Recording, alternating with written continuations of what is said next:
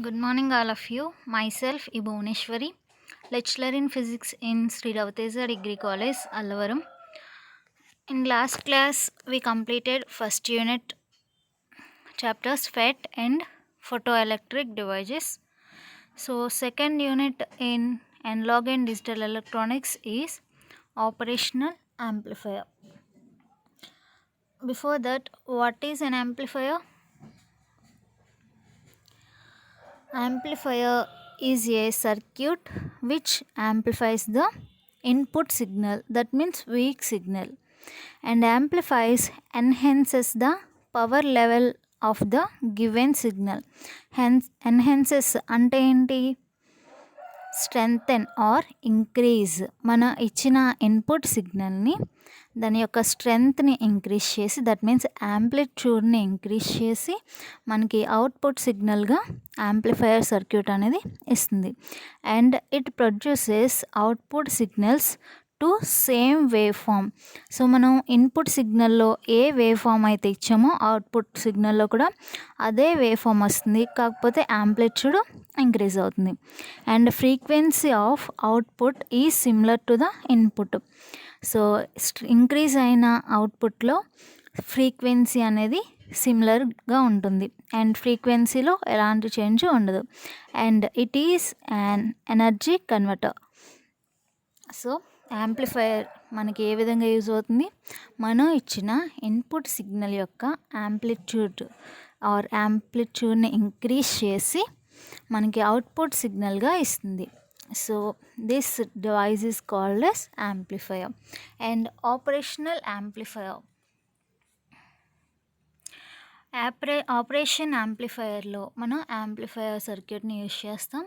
అలాగే ఇక్కడ మనం ఒక ఇన్పుట్ సిగ్నల్ని ఇస్తున్నాం, దాన్ని అవుట్పుట్గా కన్వర్ట్ చేసి ఇస్తుంది. సో మనం ఇన్పుట్గా ఇచ్చే signal very small or weak సిగ్నల్గా ఉంటుంది అండ్ అవుట్పుట్ దాని యొక్క స్ట్రెంగ్త్ అనేది ఇంక్రీజ్ అయ్యి మనకి అవుట్పుట్గా వస్తుంది. అండ్ ఈ ఆపరేషనల్ యాంప్లిఫైయర్ అనేది ఏం చేస్తుందంటే మనకి మ్యాథమెటికల్ క్యాలిక్యులేషన్స్ అన్నీ, అంటే ఎడిషన్, సబ్ట్రాక్షన్, ఇంటిగ్రేషన్, డిఫరెన్షియేషన్, ఇలాంటి ఆపరేషన్స్ అన్నీ కూడా మనకి ఆపరేషన్ యాంప్లిఫైయర్ అనేది చేస్తుంది. So that's why we are called it as operational amplifier. So operational amplifier అనేది డిఫరెన్షియేటర్గా, ఇంటిగ్రేటర్గా, సమ్మింగ్ యాంప్లిఫైయర్గా, సమ్మింగ్ అంటే addition and subtraction both, summing యాంప్లిఫైయర్గా కూడా మనకి యూజ్ అవుతుంది. అండ్ నెక్స్ట్ ఆపరేషనల్ యాంప్లిఫైయర్లో మనకి 2 inputs, one is non inverting input and other one is inverting input. 2 inputs ఉన్నాయి and V plus and V minus అనే 2 పిన్స్ మనం తీసుకున్నాం అండ్ అవుట్పుట్ V అవుట్. ఇది టోటల్గా మనకి వచ్చేసి block diagram of operational amplifier.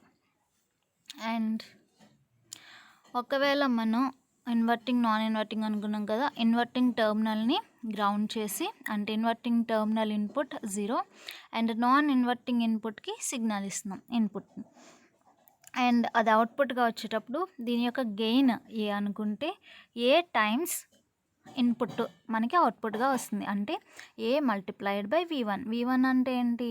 మనం ఇచ్చే నాన్ ఇన్వర్టింగ్ టర్మినల్ యొక్క ఇన్పుట్ అండ్ ఏ అనేది ఇక్కడ గెయిన్. సో మనం ఇచ్చిన ఇన్పుట్ని యాంప్లిఫై చేసి అవుట్పుట్గా కన్వర్ట్ చేస్తుంది. అండ్ అదేవిధంగా నాన్ ఇన్వర్టింగ్ టర్మినల్ని గ్రౌండ్ చేసి ఇన్వర్టింగ్ టర్మినల్కి మనం ఇన్పుట్ ఇస్తున్నాం.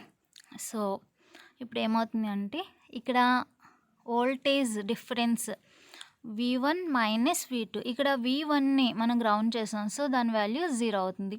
0 minus V2, so input is minus V2 అవుతుంది and gain is A and V output equal to output voltage equal to A gain multiplied by input. Input ఏముంది ఇక్కడ?